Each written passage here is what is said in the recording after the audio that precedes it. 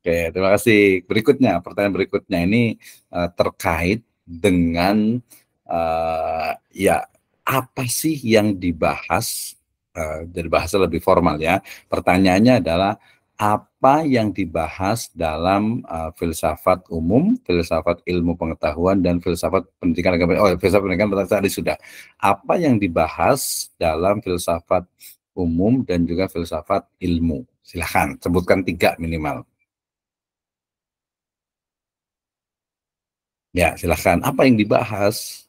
Ya, yang dibahas, yang dikaji, yang gitu itu apa? Oh, Pak Suhendi, silahkan.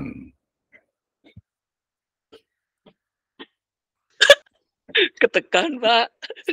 Ah? Ketekan. Oh, ketekan saking semangatnya ini ya. Oke, Tapi gampang nggak langsung apa-apa. jawab aja nggak apa-apa. Apa Ya nih nggak Pak apa-apa. Suhendi kira-kira nih? Yang dibahas apa sih? Ontologi, epistemologi, sama Mhm. epistemologi, ontologi, sama apa teh? Lupa lagi. Oke, Astagfirullahaladzim. dalam lebih objeknya lebih ini, objek yang lebih empiris apa?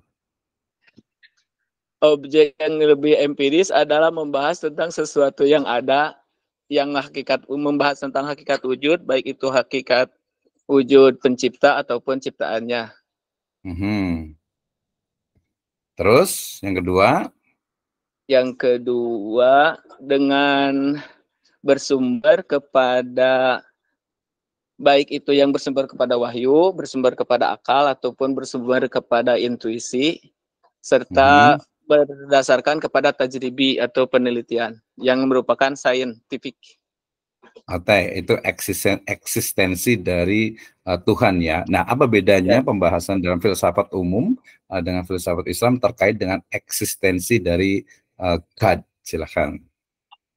Kalau filsafat umum memandang bahwa Tuhan itu sedang dicari dan belum ditemukan. Kalau di dalam filsafat Islam, Tuhan itu sudah ditemukan dan sudah ada. Itu terbukti dengan adanya tasawuf ataupun metode irfani yang merupakan zauk yang menganggap bahwa kita itu harus sampai kepada Tuhan. Kita harus menyembah sesuatu yang kita kenal. Kita harus menyembah sesuatu yang ada. Kalau kita menyembah sesuatu yang tidak ada, yang tidak kenal, maka penyembahan kita adalah bohong. Bagaimana korelasi antara eksistensi Tuhan dengan manusia dalam filsafat Islam? Sesuai dengan teori emanasi oleh Amula Sandra, bahwa manusia adalah merupakan pancaran dari keberadaan Tuhan itu sendiri.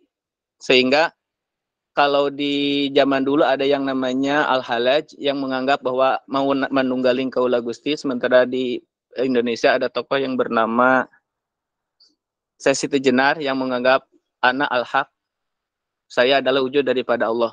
Dan sekarang banyak yang menganggap bahwa yang berdoa, ya Allah kirimkan saya uang, ataupun dia berdoa, ya rozaku, ya rozaku, ya rozaku, begitu datang yang mengirim uang, inilah Allah, gitu, menganggap uang itu adalah Allah. Kenapa? Karena itu adalah pancaran daripada Allah. Oke, terus terkait dengan emanasi itu kan sebuah teori ya. Kemudian banyak juga teori yang lainnya. Pendapat dari Pak Suhendi nih terkait dengan teori emanasi, atau mungkin saya tukar cara berpikirnya, kritik Pak Suhendi terhadap teori emanasi seperti apa? Oleh karena saya adalah justru sedang belajar teori emanasi, saya tidak berani mengkritik mengenai kekurangan teori emanasi karena saya belum begitu mendalam mempelajari teori emanasi. Hanya saya menganggap teori emanasi itu adalah sesuatu yang benar dan cocok sesuai dengan ajaran Islam, tapi dalam kaidah-kaidah tertentu, dalam ranah-ranah tertentu. Dalam ranah yang lain kita harus bisa menyaringnya dan sesuaikan dengan dalil yang qat'i di dalam Al-Quran ataupun hadis. Coba sebutkan satu saja argumentasi terkait dengan dukungan atau berpendapat atau pendapat bahwa teori emanasi itu dianggap benar. Salah satu dukungan bahwa teori emanasi adalah benar adalah adanya ungkapan bahwa sesuatu yang ada di alam ini adalah merupakan perwujudan dari Allah atau perwujudan dari pencipta. Hanya karena belum terkena oleh pancaran Allah, oleh cahaya Allah, maka itu seolah-olah tidak ada. Kalau di dalam surat An-Nur dikatakan nurun ala nur. Jadi cahaya Allah itu menerangi cahaya alam semesta. Diibaratkan bahwa di dalam ruangan itu terdapat kursi dan meja, tapi karena tidak mendapat cahaya pencinaran, maka seolah-olah itu tidak ada. Setelah ada pancaran cahaya, kemudian bangku itu menjadi nampak dengan syarat mata kita bisa melihat, jarak kita dekat. Nah, kemudian kalau di dalam Al-Qur'an surat Al-Baqarah, Allahu nurus samawati wal ard masalun nuri kam adina surat An-Nur, Allahu nurus An-Nur. samawati wal ard masalun nuri kamishkatin fiha misbah. Itu masih An-Nur. Ya. Masih Oke, An-Nur Pak, pertanyaan ayat berikutnya. 30. Ya. Oke, Ya, Pak. ketika kursi atau meja yang dia itu belum tersinari dan kelihatan, kemudian kursi dan meja itu dia tersinari. Apakah kursi dan meja itu menjadi bagian dari sinar itu, atau dia tetap jadi materi tersendiri di luar sinar? Materi tersendiri di luar sinar, Pak. Artinya, tetapi antara sinar dan kursi itu harus ada sinergi. Kalau tidak ada sinergi, maka tidak akan terjadi penggabungan ataupun kolerasinya, Pak. artinya teori tentang sinergi itu tidak menunjukkan emanasi, tidak menunjukkan kebersatuan antara kholik dengan makhluk, betul tidak? Bisa menunjukkan kebersatuan ataupun justru malah bisa menolak kebersatuan, bisa menganggap antara kursi dengan sinar itu adalah bersatu apabila itu dilihat dari kejauhan dan itu berada di satu ruangan. Tetapi kalau cahaya dengan kursi itu berlainan, maka tidak menunjukkan bahwa adanya kebersatuan, Pak.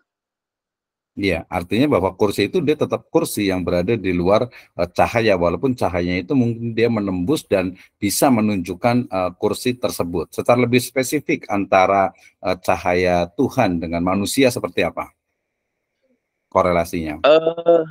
Korelasinya bahwa manusia itu memiliki cahaya setelah diberi cahaya oleh Allah Subhanahu wa taala. Jangankan manusia, matahari pun adalah dianggap gelap tanpa adanya cahaya dari Allah Subhanahu wa taala. Nah, manusia bisa melihat itu hanya karena ada diberi kemampuan bisa melihat oleh Allah Subhanahu wa taala. Sepandai apapun dan sepintar apapun manusia, apabila tidak diberi ilham, dianugerahkan ilmu oleh Allah, maka tidak ada artinya sedikit pun. Jadi Bagaimana dengan sesuatu yang ada pada manusia itu adalah merupakan energi yang diberikan oleh Allah. Kalau di dalam Al-Qur'an itu disebutkan Allah meniupkan ruh kepada manusia gitu. Tidak hanya kepada Nabi Isa aja, tapi kepada seluruh manusia Allah meniupkan ruh. Jadi ruhnya itu adalah ada ruh biologis, ada ruh budaya. Nah, ruh biologis itu yang menjadikan manusia dan makhluk binatang itu hidup, sementara ruh budaya adalah yang membangkitkan ilmu dan pengetahuan serta rasa keingintahuan pada diri manusia itu sendiri. Oke, terus pertanyaan terakhir, bagaimana konsep Tuhan dalam konteks budaya Yunani atau mungkin di agama lain, termasuk juga di lokal di Sunda? Sebenarnya konsep Tuhan menurut kebudayaan Sunda dengan Yunani itu seperti apa sih? Beda nggak dengan Islam? Konsep Tuhan hampir sama ya antara konsep Yunani sama di Sunda. Hampir sama bahwa Tuhan itu bisa nampak, bisa ada karena adanya ciptaannya gitu ya. Itu Kalau hampir Yunani sama dulu, dengan yang Yunani dulu. Hah? Yunani Ya, dulu, kalau konsep Tuhannya Yunani kayak gimana sih? konsep Tuhannya Yunani itu bisa dilihat dari ajarannya Plato bahwa sesuatu yang ada di muka bumi ini adalah merupakan ciptaan dari Sang Pencipta, Pak. Adanya Yakin gerakan itu? itu teori Plato sama Aristoteles, Pak. Yang kemudian disadur oleh Al-Kindi. Akan tetapi Al-Kindi tidak seluruhnya setuju kepada pendapatnya Aristoteles dan Plato karena ada Al-Kindi mengungkapkan adanya kehendak dari manusia, Pak. Adanya kehendak dari manusia. Ya. Bagaimana Ya, hubungannya gimana? dengan bagaimana hubungannya dengan keyakinan dewa-dewa yang ada di Yunani sana? Sebelum kedatangan ajaran Islam, memang salah satu karakter dari sebentar, Pak. salah satu karakter dari manusia itu, walaupun dia tidak beragama sekalipun, menyadari bahwa segala sesuatu yang ada di bumi ini, di alam semesta ini adalah ciptaan Tuhan. Itu adalah salah satu karakter daripada manusia. Kemudian mereka ingin mencari jati dirinya, dari mana dia berasal dan siapa yang menciptakannya, tapi tanpa dari wahyu, kepada bimbingan dari Allah. Dia mengungkapkan dan memanifestasikan cara beribadah mereka sesuai dengan pemahaman mereka pada waktu itu. Nah, kemudian setelah datang wahyu, datang ajaran Allah yang berupa al-asma, yang berupa Al-Quran, yang berupa suhuf, maka diarahkan bahwa kesini loh cara peribadatan kalian. Akhirnya muncullah berbagai agama, dari ada yang agamanya itu ada yang Islam, ada yang Ghairil Islam. Kalau yang tadi belum menjawab pertanyaan, bagaimana konteks ketuhanan ala Plato dengan keyakinan dewa-dewa yang ada di Yunani? Kalau Plato,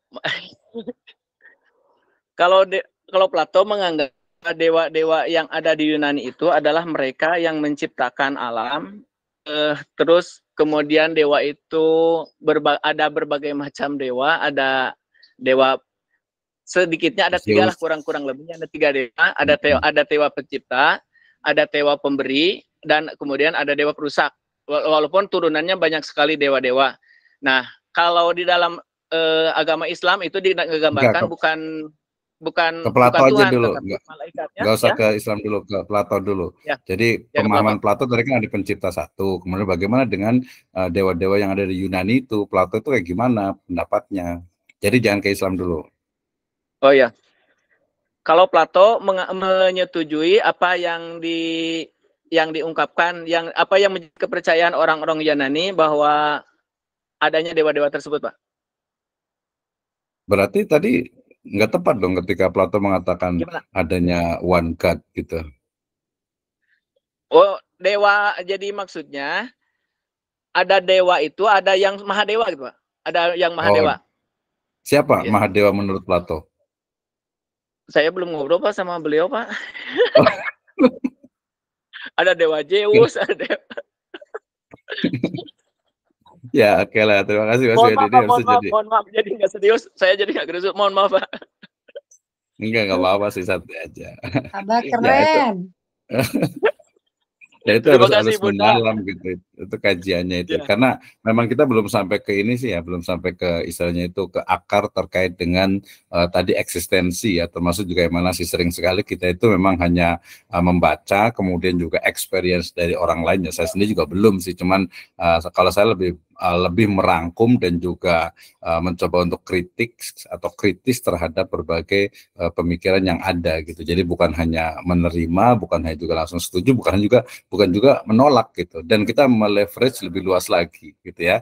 Nah, tadi juga kebetulan kajian saya juga tentang budaya Sunda gitu kan ya. Bagaimana konteks istilahnya itu Tuhan menurut orang-orang Sunda misalnya itu kan, tanpa kita bicara berarti yang belum dipengaruhi oleh agama Samawi gitu ya, atau agama yang lainnya. Nah, itu